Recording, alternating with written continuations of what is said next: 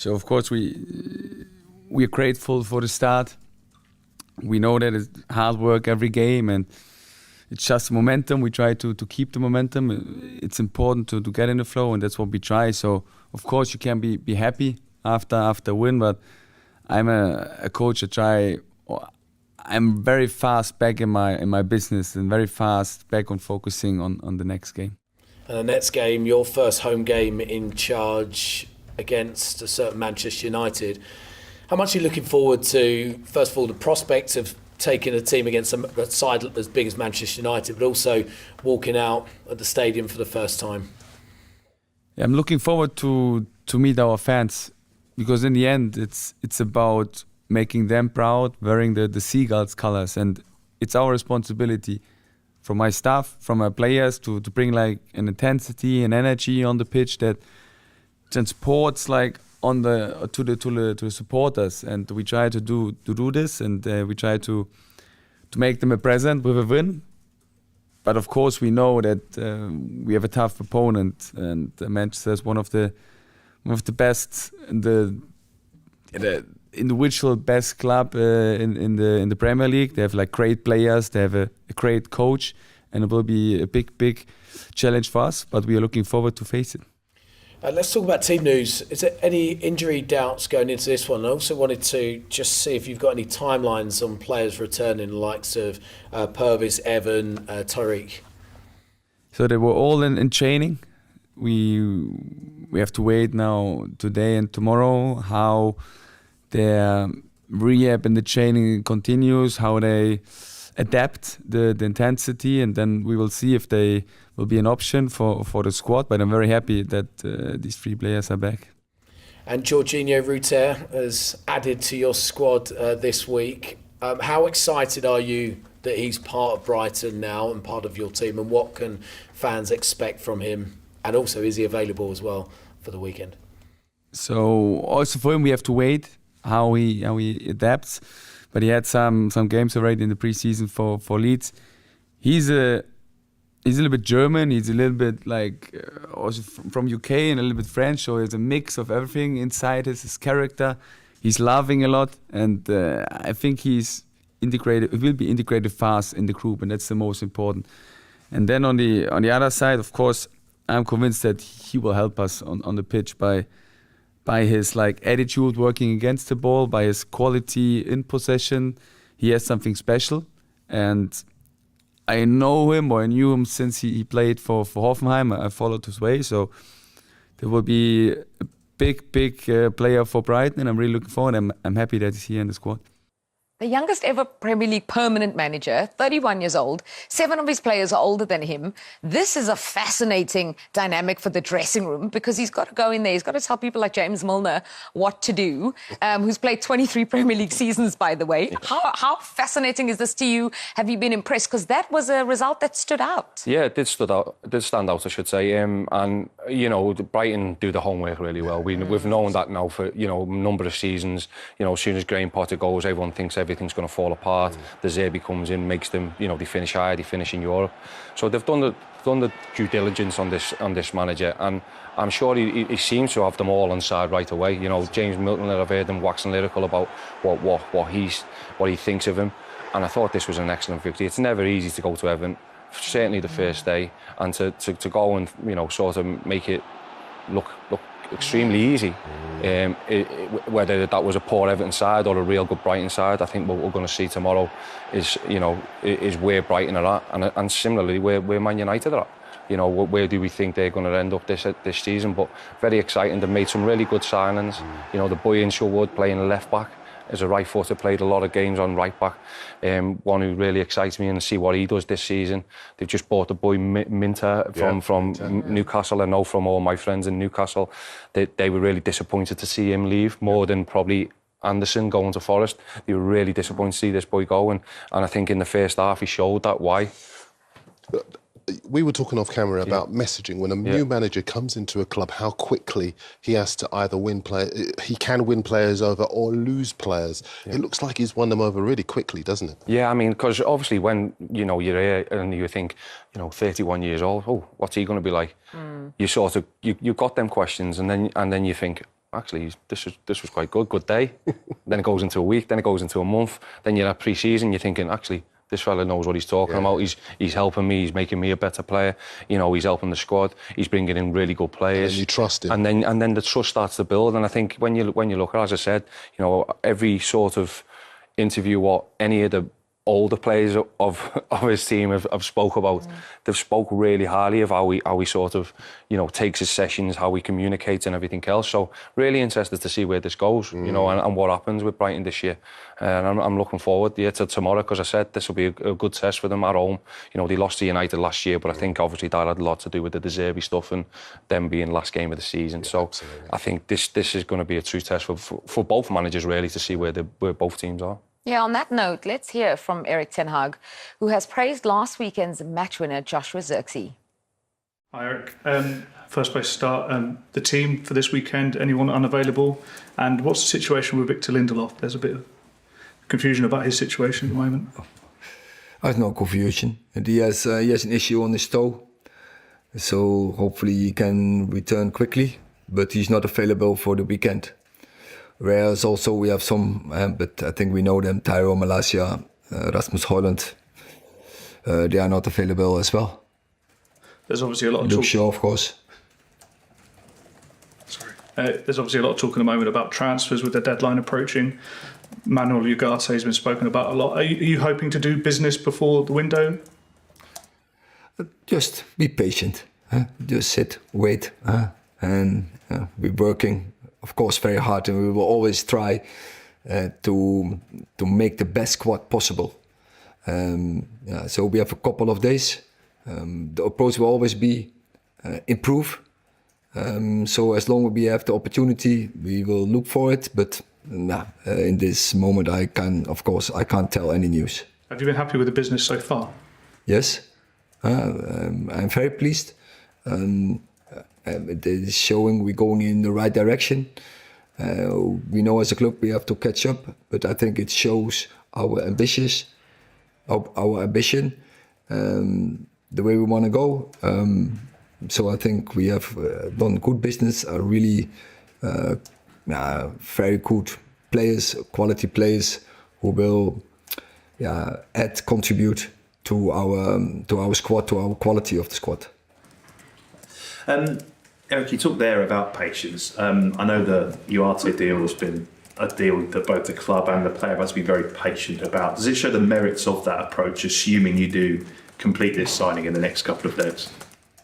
As I said, when we have news, we will bring it. But you know already the answer, and so I don't understand the question. What about Jadon Sancho? Obviously, he was not selected in the squad last week. Is he back and available for selection? Do you expect him to be involved in the squad this weekend? We will see. So we have a squad, and I hope we will have a squad with double positioning. And when we go into the season after the 1st of September, and that means also that you can't select all the players for a game, but we need all the players throughout the season, because this will be a season, the survival of the fittest. And of course, we have to manage it, but also the attitude of the players is very important, and that sometimes they will be disappointed, but they have to deal with it, because you don't win with 11 and you win as a squad. And so the prizes, they are divided next May. So till then, we need all the players in the squad and all the players highly motivated and to contribute. And that is also not an expectation, no, it's a demand from the club and for me as a manager for the squad. Squad is, and the team is always more important than every individual. There was a lot of praise for Josh Zirkzee making such an impact last week against Fulham. How excited are you by him as a prospect, and given the fact that he's got somebody like Ruud van Nistelrooy there to look up to and be a mentor to him as well? What are you hoping for from him? It's very pleasing that a player who is a striker, that he scores his first goal in his first game. Because that will give him the confidence, that it gives the surrounding confidence. So very pleased that it's happened. And I give the the comparison with last year with Rasmus Højlund when he scored in his first game against Brighton, and then the VAR looked for 5 minutes, and then they came to the conclusion, the ball from Rashford crossed the line in his assist. And then he had to wait 3 months for his first Premier League goal. So yeah, it helps absolutely. He scores his first goal, give him confidence, and give us confidence as a team. Very good process. So last two, Robin and then me. Erik, you've let kind of Leitri leave the club. Just tell us your thought process behind that. He is a very talented player. Progress very good last seasons, but we have a lot of competition in a wide area. So we look at what do we need as a squad, but also every player needs a perspective. And in this moment, we had many players to compete in those positions, and then we couldn't give him the right perspective in this club. But I think he's a very good player, high potential. What he needs is games to improve, to progress, and he gets the opportunity at Panathinaikos, and we will follow the process. Thank you. Erik, the transfer window is obviously still open. You talk about players maybe coming into Manchester United. Is the players going to be leaving? High-profile players might leave before the end of the window? I didn't say I'm looking for transfers coming in. I didn't say this. I don't say that players going out. So I said patience. Just for you guys, just wait. When we have news, we will bring it. So Joshua Zirkzee finally gets into action and then he scores the match winner. Does that earn him a start against Brighton? I like him. Yeah. Honestly, big guy, imposing, huge presence, involved in the build-up, not afraid to put his foot in and to make a goal. Fantastic finish. Honestly, it's a terrific finish, isn't it? He's got to start. And he waits, you know, and you see the runners going in behind. He sees the space and he just waits. And as he waits, goal. Fantastic finish. Honestly, it's a terrific finish, isn't it? He's got to start. And he waits, you know, and you see the runners going in behind. He sees the space and he just waits. And as he waits, he plays wide, and he doesn't sort of then rush to get in the box. He waits to see what's happening out wide before he then makes his move, and then you see him just coming and he sort of ghosts in just in behind that line of defence and just gets that first touch, which is a lovely touch, and it takes it into the far corner. So yeah, I'm really excited to see what this boy does in the Premier League, because obviously he's done it, you know, to spend big money. So it's going to be interesting to see where he is at come the end of the season. Do you know what else was very impressive? Was Casemiro. Looked like a new signing. He looked leaner. Our producer was saying he looks leaner. He just was involved in everything. You know, when sort of someone sort of tries to call you out, I think this is what's happened with Casemiro. He's been called out massively, and you know, and I don't think he sort of accepted the fact that Man United don't want him no more. It's like, I'll show you. Yeah. Because he's a top player. Yeah. You know, he's won all the top honours with Real Madrid, he's played at all the top clubs, and to come to Man United and sort of fail, I think that'd be really poor, and from his standards and what he thinks of himself. So I think he's probably gone away into summer and gone, right, I'm going to show all you. I can do it in the Premier League, and I can do it with Man United. And I think that showed, I think, on Friday night when you watched him. He was excellent, and more like the Casemiro we knew before he joined Man United. So I'm really interested again to see another one, where he comes in this season, how he develops. And yet, Darren, it wasn't a vintage performance from Manchester United. Will they care, or is it a win as a win? I think they won't care. They had to find a way to win that first game, get that confidence going, get the players that are brought in, you know, involved and feeling that this is going to go in the right direction. And the vibes are good for United. I think this could be a strong season for them, but they've got to win this weekend. Yes, Manchester United left it late. It wasn't a classic, but they got off to that winning start with the clean sheet, and we'll come to the debut man, Joshua Zirkzee, in a moment and the impact he had off the bench. But we know they won the FA Cup by sort of playing that system with Fernandes and McTominay that day up front. They started with Mount and Fernandes in that system. Obviously, Højlund is injured at the moment. Rashford's still on the left.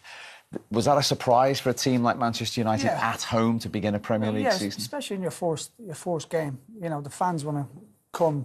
And we associate Man United for years with Van Nistelrooy.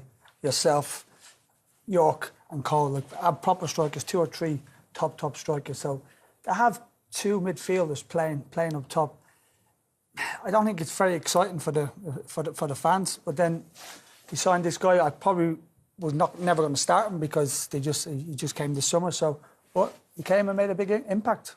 Yeah, no, he certainly did. What was the difference when he came on? Yeah, well, there was a tweaking system, wasn't there? There was. I think it just gave Manchester United more of a focal point, more of a presence up front. I've got an example, just one example here. I mean, Manchester United have got the ball, and yes, there's 2 players out here, in attacking places, but look at the state of that. I mean, absolutely nobody in this area of the pitch. Nobody to hit. I don't know. It just feels wrong, especially when you're at home. For you 2 who occupied that space time and time again, is that strange? As you say, at home in your opening game to see that. Yeah. So the Man United fans cannot be happy with that. There's no way. And also for the midfield players. So when you've got your Fernandes and you've got top midfield players, and then you look forward and you've got no focal point. You've got no striker there to maybe play off and link up. So it's stranger for you, Man United, but you're hoping that the lad will be sure. But he got off to a great start. Well, that's the funny thing, because he's not necessarily going to be that number 9. When he first signed, he said, I'm a 9.5. I can play up there, but I do like to drop a little bit like yourself in your day, Robbie. But certainly when he came on, Steve, he did change the game. We see this clip. I'll let it roll. As we said, nobody in this area at the moment. And when Manchester United players get their head up, and the defenders or midfielders get their head up, there is very little to hit. And then if they do get down a channel and they go to cross a ball, then again, nobody really to hit in the middle. But it did change when Xerxes came on. There was more of a focal point. We pick him up here. He's in a position where you can actually give him the ball. And I liked, even though he didn't get the ball all the time, I just liked a couple of the things he did. You just stop that there, Michael. We're talking about strikers, so you've seen the clip from before. So you've got 2 defenders doing absolutely marking nobody. So they're saying, happy days. So it's easy for them. But then as soon as he comes on, he's occupied 2 players and he gives the space to that Fernandes there. Yes. Gives the space to Fernandes there. So exactly. the centre-back can't go in there. So just by having that focal point, you're taking 2 players nearly out of the game. Yeah, because normally this would what happened, wouldn't it? He would just park in there and get up tight. But as you say, they're scared to go in there now because Xerxes on their shoulder. And even this, I like the way he moves here. He makes this little diagonal run for his mate. All of a sudden, that can create a bit of a gap and he can get a shot off. OK, it's blocked. But just these little runs that he was doing, I quite liked what I was seeing. Again, in this scenario, he's in a dangerous position. You've got a little bit of a target man going on. And again, ready to make runs. Look at this little run that he makes. OK, it doesn't come this time, but it's something. It's an option. It's somebody, exactly. It's taking players away. As Robbie says, if somebody else is being taken away, then that pocket is being filled. Giving defenders something to think about, isn't it? Yeah, this is him on the ball again, linking linking about being play. a 9.5, recognising sometimes he can come off deep and getting the ball, and then getting into them areas, into the box, and as you said, your first game for Man United, at Old Trafford to score. A good feeling for the lad. Yeah, that was a really good start, and we only saw him in a short period of time, Steve. But in that short period of time, he did more than any other attacking player in the whole game. And we look at the attacking players from last season as well, and their contribution to the game. And that's a worry, isn't it? It is a worry. Robbie mentioned some of the great strikers over the years. Going back to the Coles and the Yorks and the Sheringers and the Solskjaers, and then going forward to Van Persies and Rooney's and Berbatovs and more. Now they have a coach now. Yeah, and you look at that from last season. I mean, of course, penalties are part of the game. 6 of those were penalties for Bruno Fernandes. Exactly, penalties are part of the game. 2 of them were for Rashford as well. So only 1 player in double figures in open play. It's not what you'd normally expect a Manchester United leading scorer to get 20 plus goals. Yeah, this is the difference between Man United getting back to where they belong, is not having a striker that can get you 20 plus goals a season.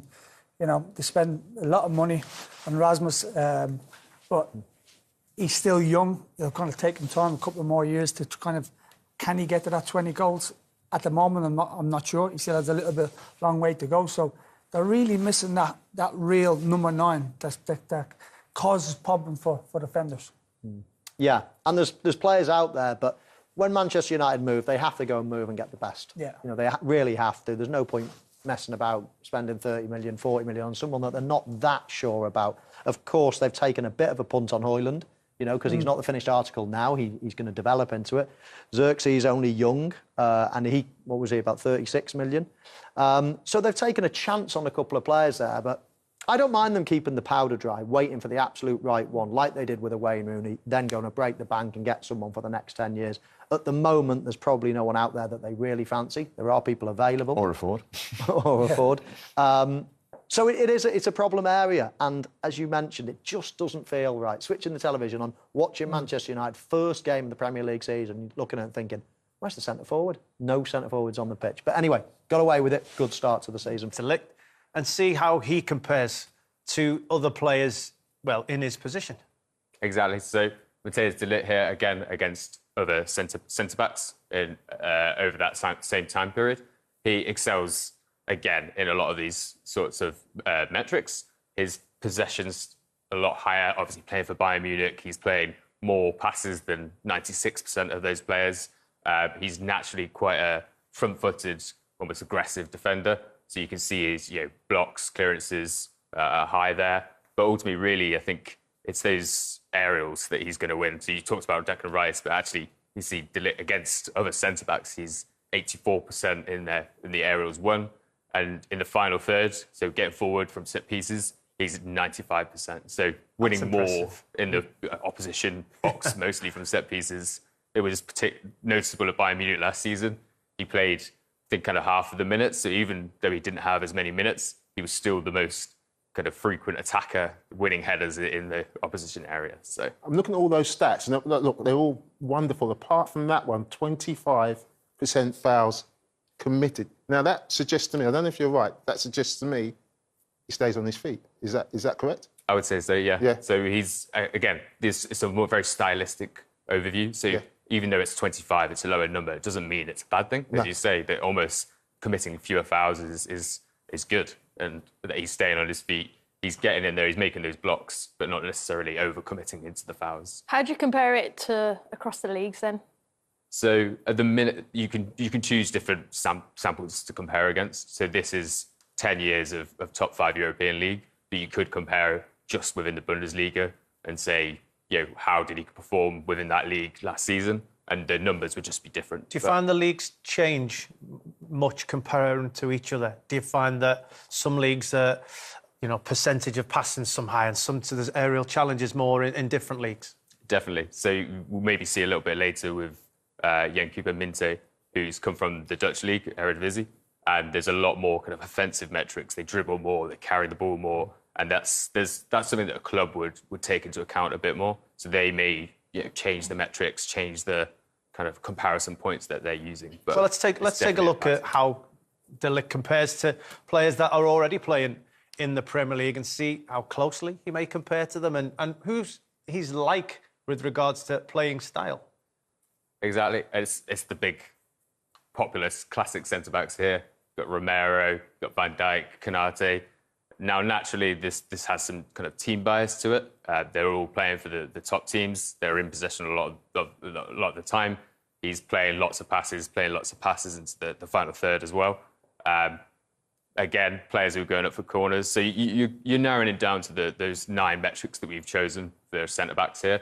But you could equally throw different metrics in here if you want to see a different start from a player. Have you noticed trends over? You mentioned it's over the last 10 years. Yep. Have you noticed big difference in how the styles as well? How is that articulated? Because we're playing out a lot from the back more, and so how has that affected your stats and data that you deliver to teams? I think that's a huge thing. So we constantly adjust that benchmark for these graphics. So we're always updating, making sure the data is as recent as possible. You may want to look at, it's maybe more useful for kind of analysis to look at last 2-3 seasons, because you're right, all of these players play for high possession teams. They're on the ball a lot, and naturally they're going to play a lot more passes than a centre-back from 10 years ago. So, well, let's take